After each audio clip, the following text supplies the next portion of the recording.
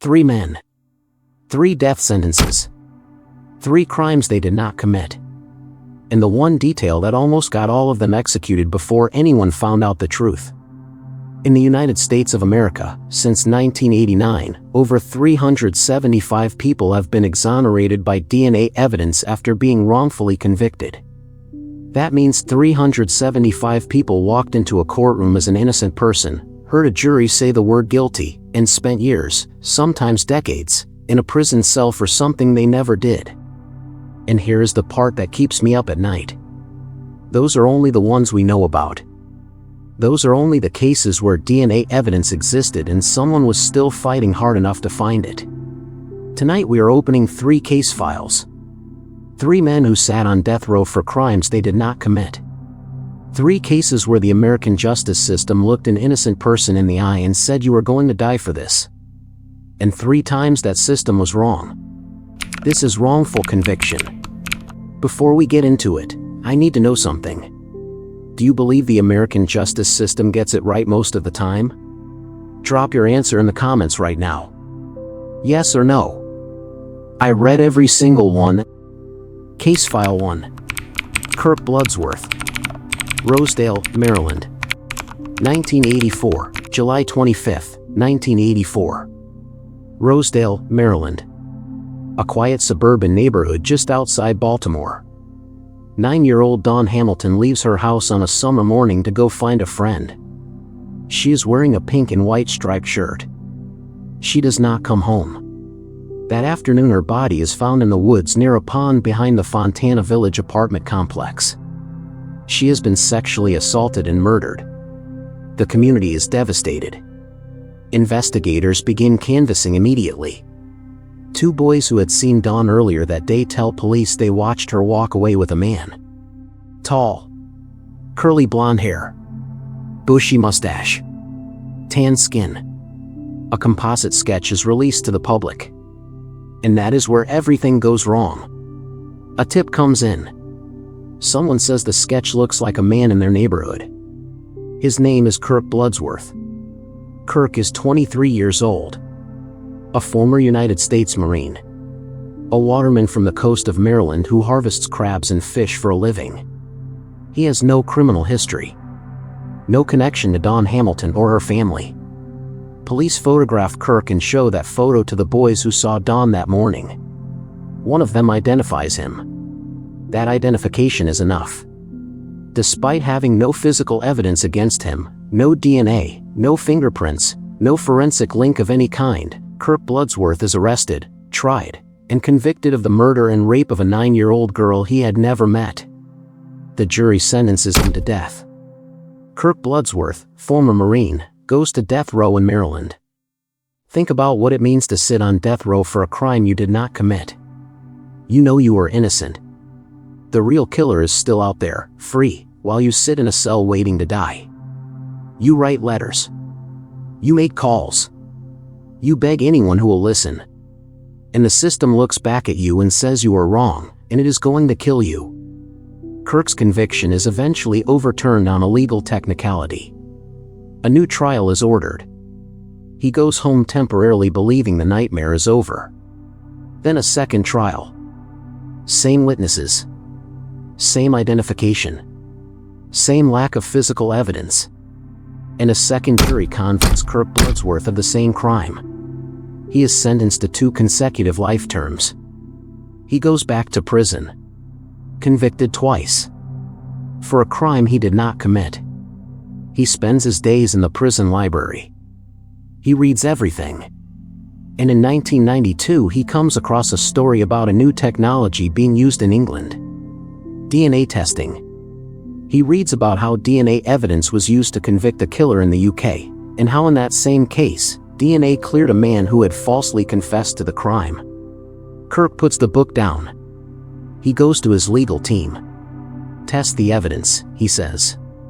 Whatever biological material was collected from Dawn Hamilton. Because I was not there. And the science will prove it. The DNA results are unambiguous. The biological evidence from the victim does not match Kirk Bloodsworth. He is excluded completely. Scientifically. definitively. Kirk Bloodsworth walks out of prison after 8 years, 10 months, and 19 days of incarceration. 2 of those years on death row. He is 31 years old. But here's where this case takes a turn that nobody was prepared for. 9 years after Kirk's release, a forensic biologist studying evidence from the case finds stains on a sheet that were never analyzed. Biological material missed in the original processing. She orders DNA testing. The profile is run through the FBI's national database. It matches. The match is to a man named Kimberly Shea Ruffner, a man convicted of a separate rape shortly after Don Hamilton's murder. A man who had been sitting in the same prison as Kirk Bloodsworth for years. A man who knew about Kirk's case. Who knew Kirk was claiming to be innocent. Who said absolutely nothing. Kirk Bloodsworth had regularly delivered library books to Kimberly Shea Ruffner's cell during his incarceration. The man who killed Don Hamilton had spent years accepting library books from the innocent man convicted of his crime. Ruffner was charged in 2003. He pleaded guilty in 2004. He is serving life in prison. Kirk Bloodsworth became the first person on death row in American history to be exonerated by DNA evidence. 5 eyewitnesses identified him. 2 juries convicted him. The system had him scheduled to die in an electric chair for the murder of a child he had never met. All of it was wrong. Case File 2. Robert DuBoise. Tampa, Florida. 1983, August 1983. Tampa, Florida. A 19-year-old woman named Barbara Grams is found dead behind a business in the city. She has been sexually assaulted and murdered. On her face, investigators identify what they believe is a bite mark left by her attacker. A forensic dentist is called in to examine the mark. He concludes it was made by a human bite. He begins collecting dental impressions from potential suspects in the area. Investigators come across a name. Robert DuBoise. 18 years old. 2 prior minor nonviolent offenses. On probation. No connection to Barbara Grams. But when detectives go to see him, Robert DuBoise cooperates completely. He has nothing to hide. He voluntarily provides a dental impression, a mold of his teeth, and tells the detective he can prove he is not the guy who bit that girl. The forensic dentist compares the mold to the mark on the victim's face. He says they match. That opinion, and that opinion alone, is enough to arrest Robert DuBoise. No DNA. No fingerprints. No witnesses. No physical evidence of any kind connecting him to Barbara Grams. The entire case rests on one man looking at a mark on a dead woman's face and deciding it matches the teeth of an 18-year-old boy.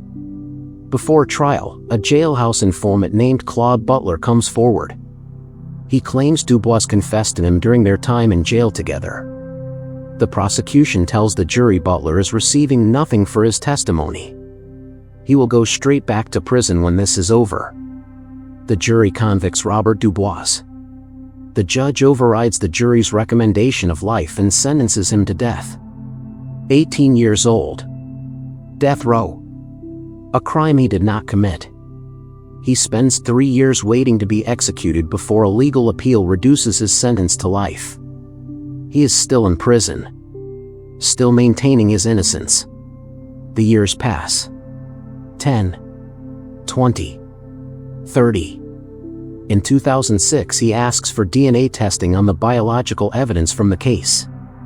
He is told it was all destroyed in 1990. There is nothing to test. Then in 2018, Hillsborough County creates a conviction review unit to re-examine potentially wrongful convictions. They partner with the Innocence Project and begin looking at DuBoise's case.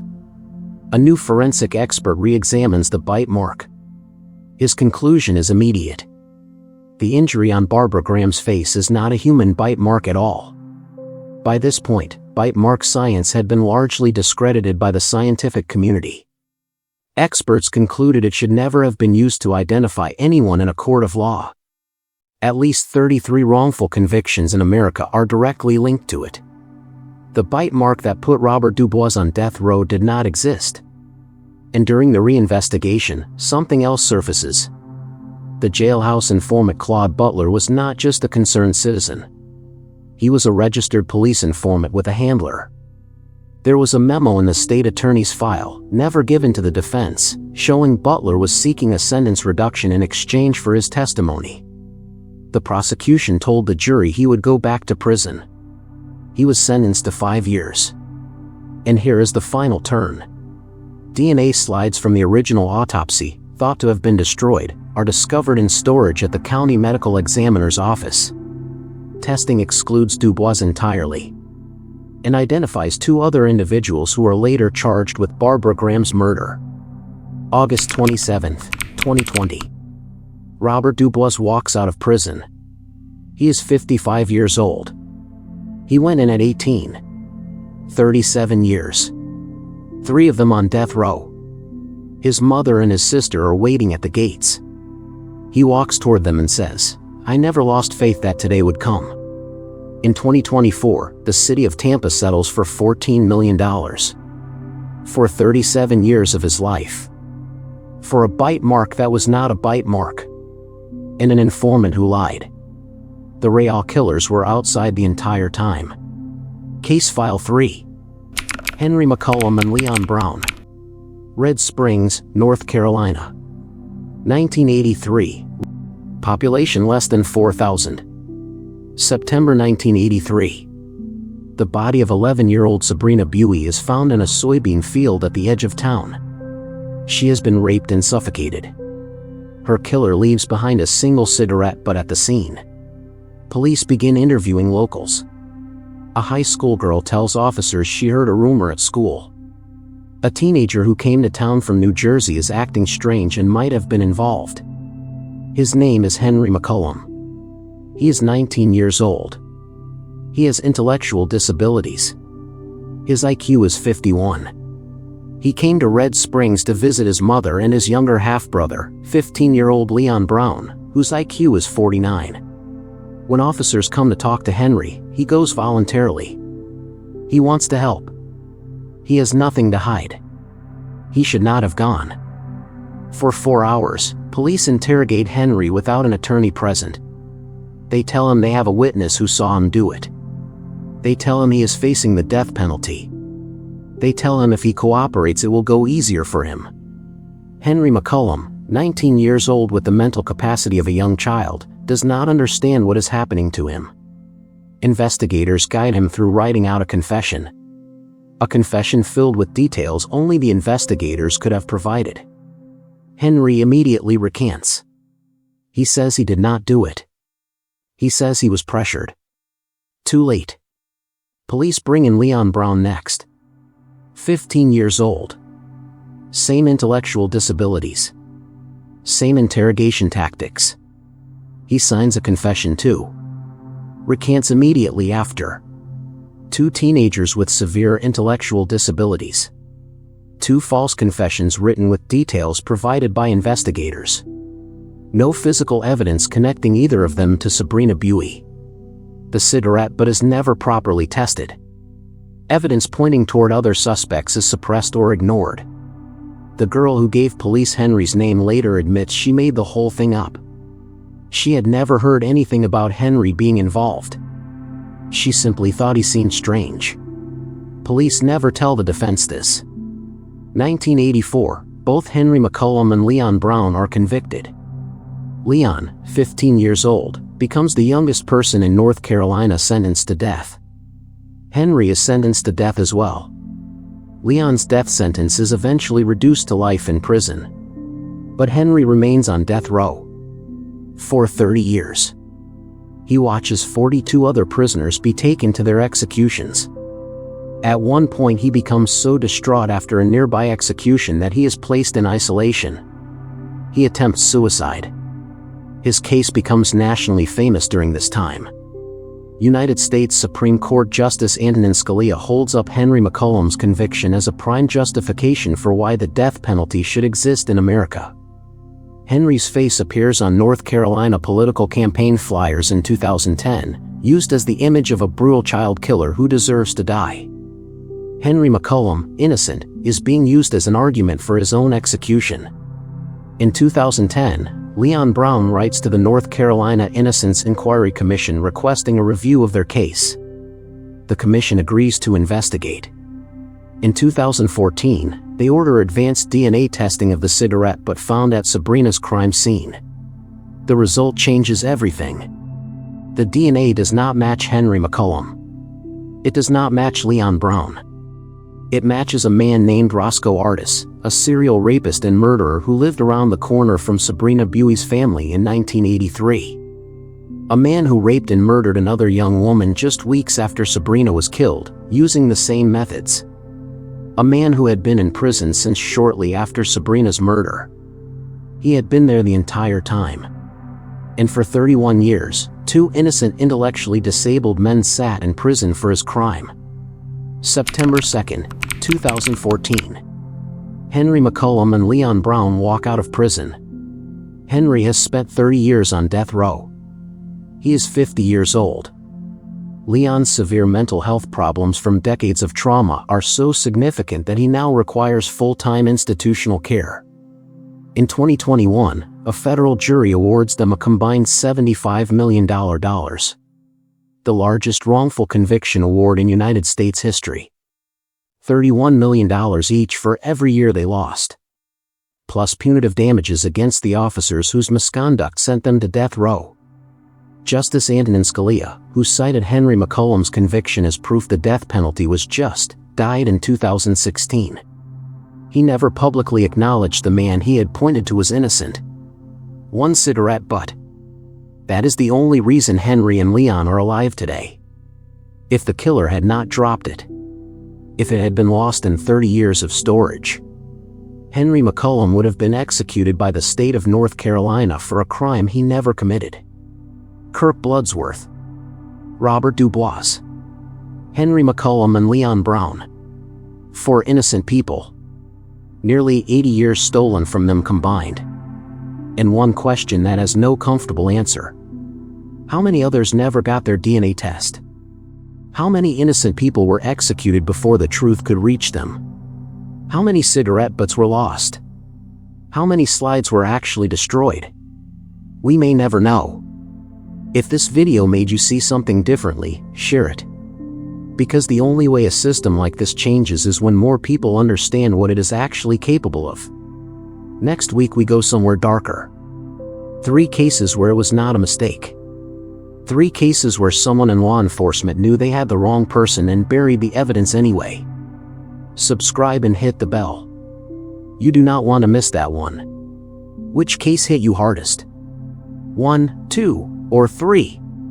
Drop it below. First 50 comments get a personal reply from me.